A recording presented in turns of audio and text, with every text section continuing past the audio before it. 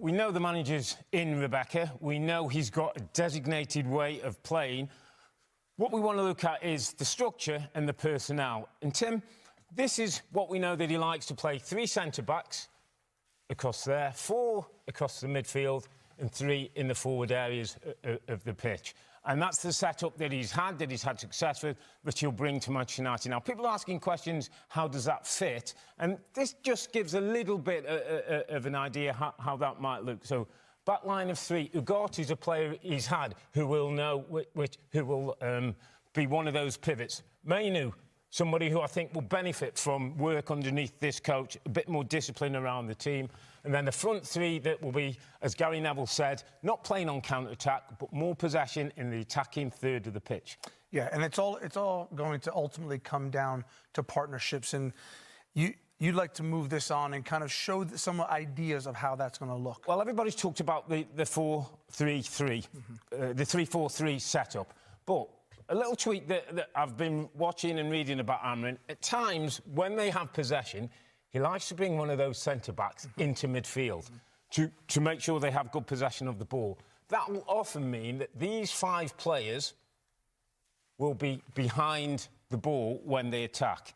What often happens as well is these players play a little bit narrow, almost like 2 10s underneath the main striker, and the width comes in those areas. And it's interesting, I've put Garnacho out there.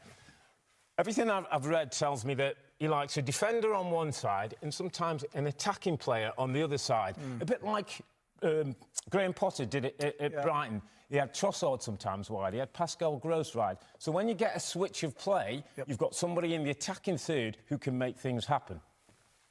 Clear that off. Yeah, and when we mentioned the partnerships, right, Robbie? So he's going to give them freedom of decision making, and that could be these partnerships in here. If we take this into a wider area, it could be these 2 partnerships, and then at the back, if De Ligt and Martinez think they're safe, then they say, Harry, go on and jump in there, and then Harry says, hey, Mainu, go and join the attack. So that's what I'm talking about when it talks about relationship and responsibility when it comes to these partnerships. One of the key basics, and Gary Neville made a really good point about it, what we will see is a more compact Manchester United. We will see a back line that will be up towards that halfway line, keeping pressure on. We won't see these defenders back here and those attackers up there and all this space we've seen in Ten Hag. Just clean me off there, mate. We'll see, as you say, a lot more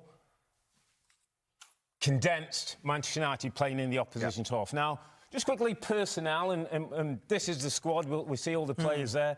Just change me, Things could change up at the top end of the pitch. If Shaw's fit, Shaw's a perfect wing-back playing in that situation. But, I just wonder if maybe Garnacho could play in that position. Rashford being is the number 9. He likes a number 9 primarily who can run in behind. That's why I think Rashford will be there and Højlund more than Xerxes.